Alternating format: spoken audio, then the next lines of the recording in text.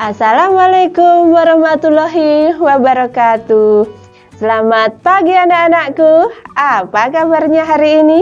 Semoga anak-anak dalam keadaan sehat. Bersama ayah bunda di rumah, mari kita belajar bersama-sama. Kita akan belajar kelas 5, tema 7, subtema 2, pembelajaran 1. Sebelum kita belajar, marilah kita berdoa terlebih dahulu. Menurut agama dan kepercayaan masing-masing, berdoa mulai.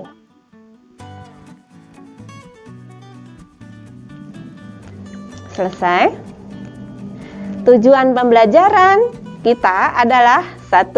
Dengan membaca, peserta didik dapat mengetahui peristiwa pembacaan teks kemerdekaan dengan penuh kepedulian. 2. Dengan membuat peta pikiran, peserta didik dapat mengidentifikasi peristiwa-peristiwa penting seputar pembacaan teks proklamasi kemerdekaan dengan penuh tanggung jawab.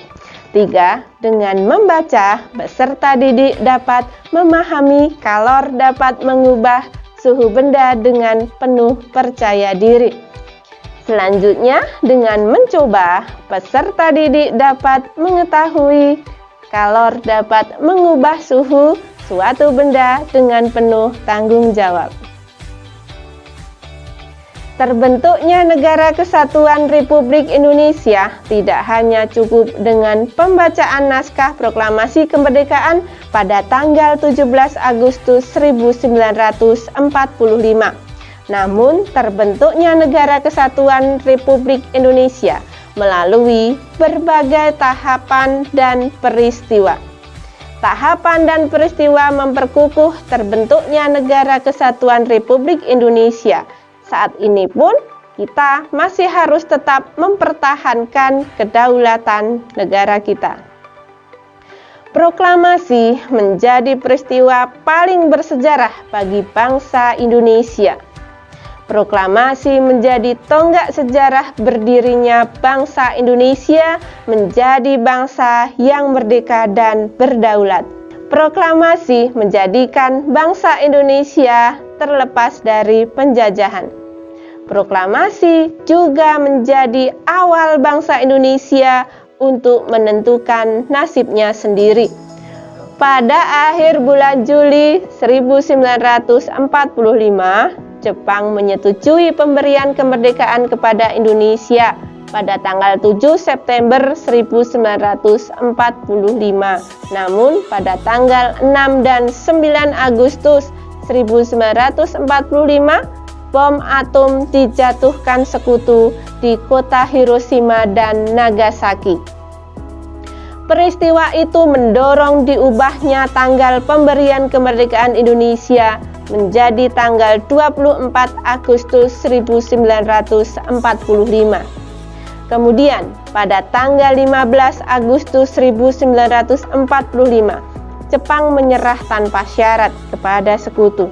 Akibatnya, terjadi kekosongan kekuasaan di Indonesia. Kesempatan inilah yang kemudian dimanfaatkan oleh bangsa Indonesia untuk memproklamasikan kemerdekaan. Anak-anakku, mari kita membaca teks berikut ini dengan seksama. Peristiwa pembacaan teks proklamasi.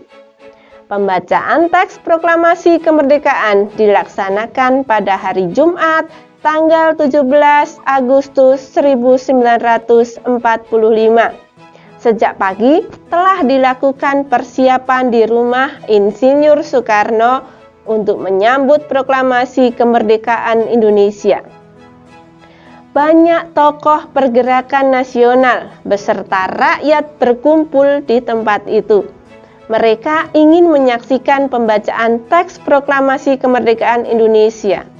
Sesuai kesepakatan yang diambil di rumah Laksamana Maeda, para tokoh Indonesia menjelang pukul 10:30 waktu Jawa zaman Jepang atau pukul 10 waktu Indonesia Barat telah berdatangan ke rumah Insinyur Soekarno. Mereka hadir untuk menjadi saksi pembacaan teks proklamasi kemerdekaan Indonesia.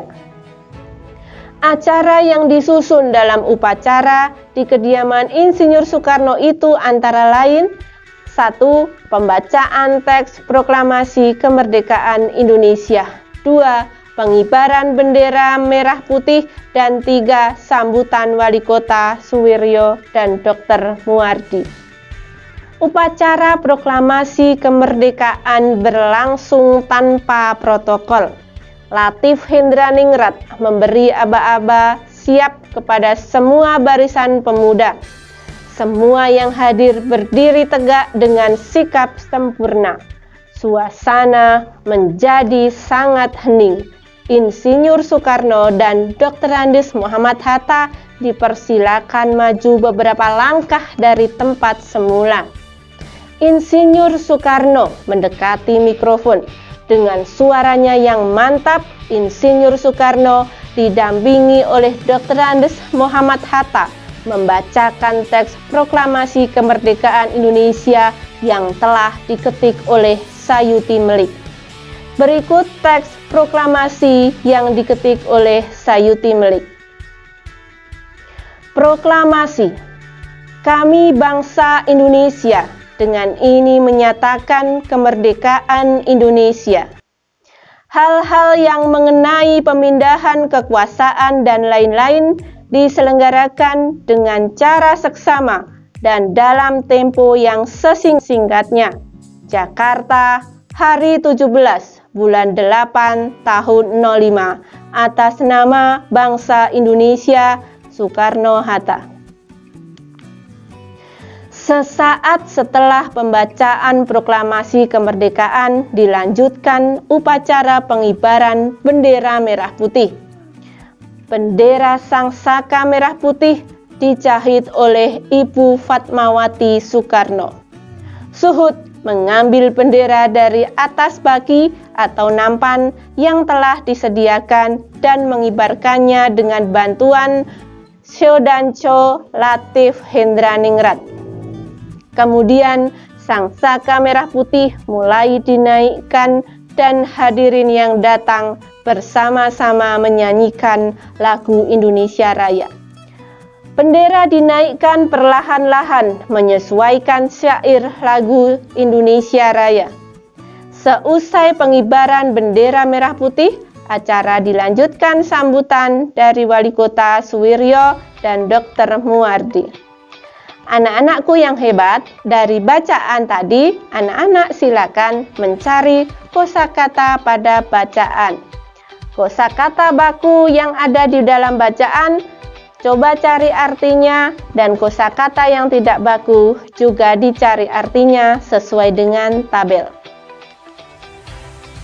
Kita tahu bahwa teks proklamasi dibacakan pada pukul 10 waktu Indonesia Barat. Bagaimanakah kira-kira cuaca dan suhu udara pada saat itu? Apa yang kalian rasakan pada saat yang sama, yaitu pukul 10 waktu Indonesia Barat? Bagaimanakah suhu udara saat ini? Panas ataukah dingin? Suhu udara yang kita rasakan sangat terpengaruh oleh sinar matahari. Jika intensitas sinar matahari tinggi, suhu udara pun akan tinggi. Sebaliknya, jika intensitas cahaya matahari rendah, suhu udara pun akan rendah. Hal tersebut juga berkaitan dengan perpindahan kalor secara radiasi dari matahari. Anak-anakku yang hebat, sekarang kita simak bacaan berikut ini. Kalor mengubah suhu benda. Kalor didefinisikan sebagai energi panas yang dimiliki oleh benda. Secara umum, mengetahui adanya kalor yang dimiliki oleh benda dapat dilakukan dengan cara mengukur suhu benda tersebut. Jika suhu benda tinggi, kalor yang dikandung oleh benda juga besar. Sebaliknya, jika suhu benda rendah, kalor yang dikandung oleh benda juga kecil. Kalor yang dimiliki oleh suatu benda bisa berubah-ubah, bisa naik, bisa turun, karena kalor dapat berpindah dari suhu yang tinggi menuju suhu yang rendah. Contoh bahwa kalor dapat mengubah suatu benda, coba lihat pada gambar.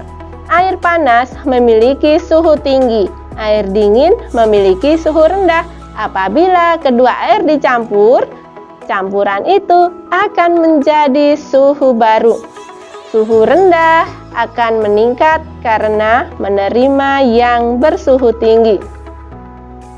Anak-anakku yang hebat di rumah, coba kalian melakukan percobaan berikut ini. Namun, harus dalam pengawasan ayah, bunda, atau orang dewasa di rumah. Sediakan cerek, panci, dan air. Kemudian, isilah air ke dalam cerek yang ditaruh di atas kompor. Nyalakan kompor dan tunggulah sampai mendidih. Kemudian, amatilah peristiwa-peristiwa yang terjadi pada percobaan tersebut. Jangan lupa ditulis di buku kalian sebagai lembar kerja yang kedua. Anak-anakku yang hebat, untuk lembar kerja yang ketiga, sekarang cobalah amati peristiwa-peristiwa dalam kehidupan sehari-hari yang menunjukkan adanya perubahan suatu benda yang disebabkan oleh kalor. Coba identifikasikanlah dengan cara menulis perubahan suatu benda yang disebabkan oleh kalor pada tabel berikut ini. Anak-anakku yang hebat, hari ini kita sudah belajar tentang peristiwa-peristiwa proklamasi dan peristiwa perpindahan suatu kalor. Demikianlah pembelajaran kita pada hari ini. Tetap semangat belajar, taati protokol kesehatan dimanapun anak-anak berada. Sampai jumpa di pembelajaran selanjutnya di channel kesayangan kita, Channel for Good, channel kebanggaan kita. Wassalamualaikum warahmatullahi wabarakatuh.